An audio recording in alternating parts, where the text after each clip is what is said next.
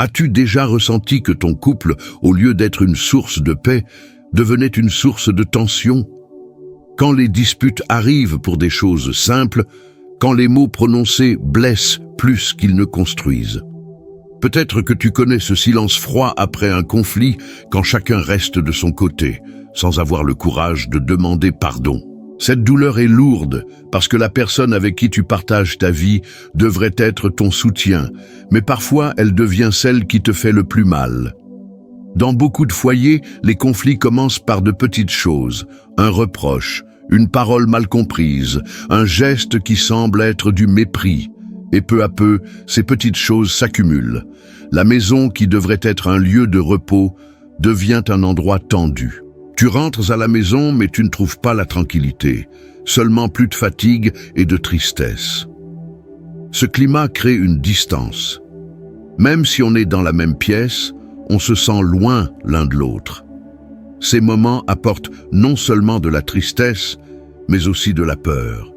Peur de perdre la relation, peur que l'amour ne soit plus assez fort. Beaucoup de personnes se sentent prisonnières dans ce cycle. Une dispute, un silence, un nouveau reproche. Et cela épuise le cœur. Peut-être que tu vis ça aujourd'hui, peut-être que ton couple traverse cette épreuve et tu te demandes comment retrouver la paix, comment recommencer à dialoguer sans transformer chaque conversation en conflit. La bonne nouvelle, c'est que tu n'es pas seul. Beaucoup de couples traversent les mêmes difficultés et Dieu connaît ta douleur. Dans Marc 10, 9, il est écrit « Que l'homme ne sépare donc pas ce que Dieu a uni ». Même si aujourd'hui tu ressens de la distance, même si les blessures semblent profondes, Dieu peut restaurer ce qui paraît brisé. Et c'est pour ça que nous allons prier ensemble, pour demander la paix, la compréhension et le pardon dans ton couple. Les conflits de couple ne sont pas seulement des disputes passagères, ils laissent des marques dans le cœur et dans la manière de vivre chaque jour. Quand les tensions deviennent fréquentes, elles créent un climat d'insécurité. On ne sait plus comment parler, comment agir, de peur que chaque mot soit mal interprété. On finit par éviter certaines conversations et le dialogue, qui devrait être le fondement d'une relation, disparaît petit à petit. La psychologie explique que dans un couple, le conflit répété provoque un sentiment d'isolement. Même si deux personnes vivent sous le même toit, elles se sentent seules. Cette solitude à deux est encore plus douloureuse que la solitude physique, car elle rappelle chaque jour que l'amour semble s'éteindre.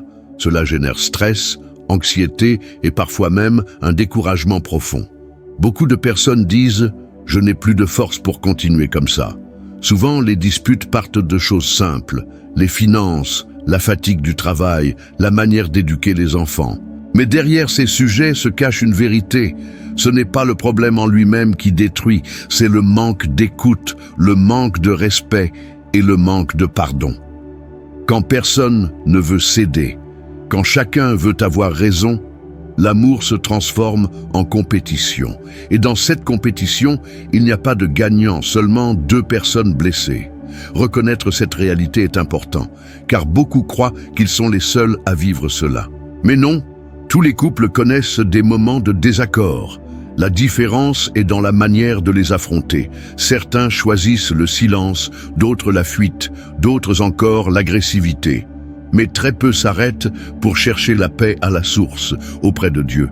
C'est pourquoi cette prière est essentielle, pour rappeler que le couple n'est pas seulement une union entre deux personnes, mais une alliance devant Dieu et que lui seul peut donner la force de reconstruire.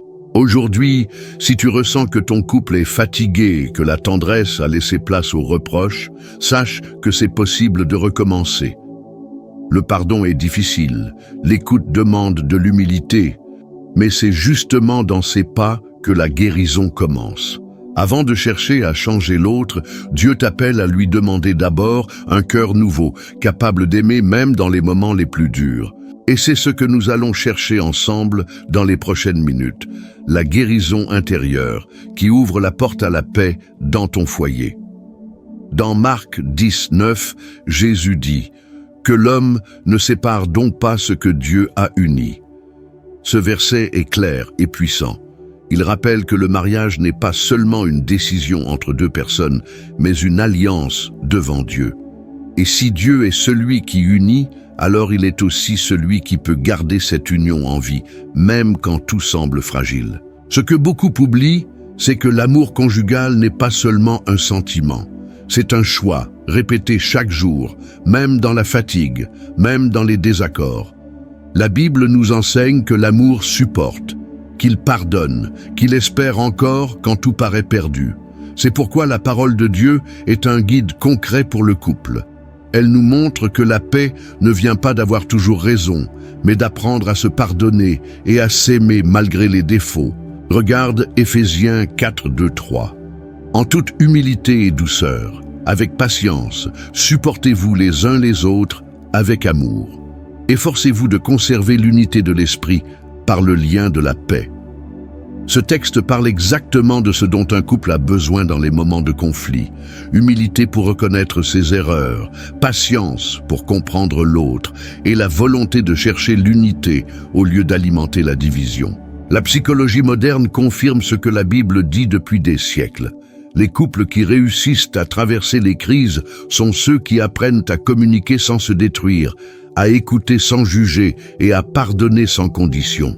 C'est ce que Dieu veut pour ton foyer, que ton couple devienne un lieu de refuge et non de guerre, que ton partenaire soit ton soutien et non ton adversaire. Si aujourd'hui tu regardes ta relation et tu vois plus de blessures que de sourires, sache que Dieu n'a pas abandonné ton mariage. Son plan est de restaurer ce qui est brisé, d'apaiser les tempêtes et de redonner la paix à vos cœurs. Mais pour que cela arrive, il faut inviter sa présence dans votre maison. Sans lui, les forces humaines s'épuisent. Avec lui, même les relations les plus fragiles peuvent renaître. C'est pourquoi cette prière que nous allons faire n'est pas une simple routine.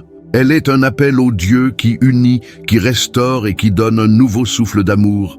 Si tu crois, joins ta foi à la mienne, et ensemble nous allons demander au Seigneur de toucher ton couple, de guérir vos blessures et de remplir votre maison de sa paix.